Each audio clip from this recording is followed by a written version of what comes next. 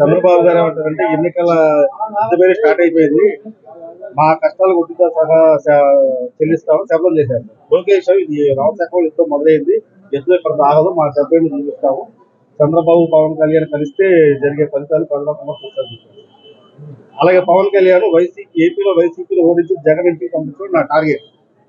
దానికోసమే నేను ఏది ఆశించకుండా టీడీపీ మద్దతు ఇచ్చారని వాళ్ళు. ఇప్పుడు జగన్మోహన్ రెడ్డి గారు 2009 సెప్టెంబర్ 2వ తారీఖున రాజశేఖర రెడ్డి గారు చనిపోయిన రోజు నుంచి జగన్మోహన్ రెడ్డి గారు యుద్ధం ప్రకటించాడు. సోనియా గాంధీతో ఢీకొట్టి, చంద్రబాబును ఢీకొట్టి 16 నెలలు జైలు జీవితం అనుభవించి ఈ రాష్ట్రంలో తెలుగుదేశం పార్టీకి కాంగ్రెస్ పార్టీకి డిపాజిట్లు పోగొట్టి కాంగ్రెస్ పార్టీని ఈ రాష్ట్రంలో కూకటి వేలతో సహా పెగిలించి చంద్రబాబు నాయుడు 40 సంవత్సరాలు అనుభవం ఉన్నటువంటి వ్యక్తిని 23 సీట్లకు పరిమితం చేసి 151 సీట్లతో పవన్ కళ్యాణ్ 2 చోట్ల కూడా చిత్తుగా ఓడించి చంద్రబాబు నాయుడు తనయుడు లోకేష్ మంగళగిరిలో మట్టి కరిపించి ఆయన అభ్యర్థుల మీద వీళ్ళని ఓడించి ఈ రాష్ట్రంలో ముఖ్యమంత్రిగా జైత్రయాత్ర జగన్మోహన్ రెడ్డి గారు కొనసాగిస్తున్నారు.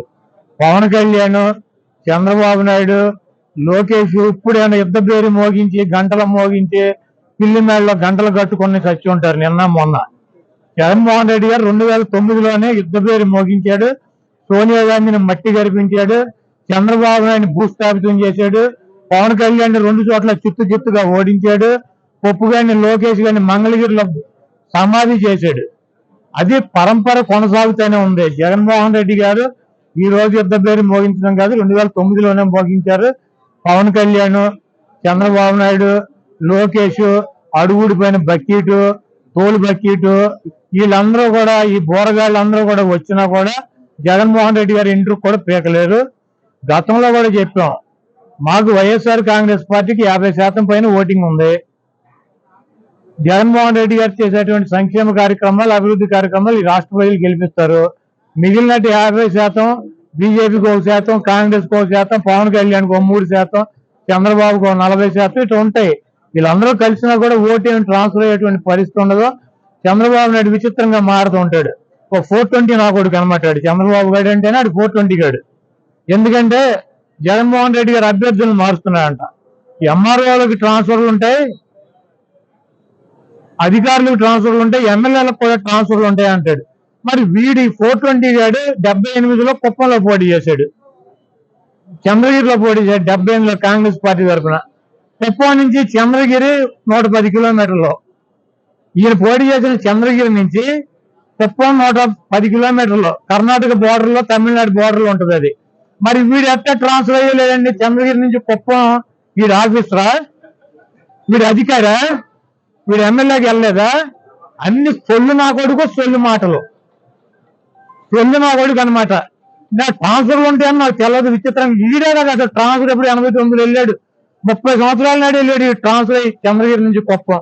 మరి వీడి కొడుకు అక్కడ మంగళగిరిలో స్కూల్లో చదువుకున్నాడా? వీడు ఊరు మంగళగిరా, లేదా వీడు పుట్టింది వీడు పెరిగింది మంగళగిరా? మరి ఈడేట వచ్చాడు పప్పు నా కొడుకు మంగళగిరి పోటీ చేయడానికి ట్రాన్స్ఫర్ అయ్యి రాలేదా? హైదరాబాద్ లో చేయొచ్చుగా, లేకపోతే ఆడి బాబు చంద్రగిరిలో చేయొచ్చుగా.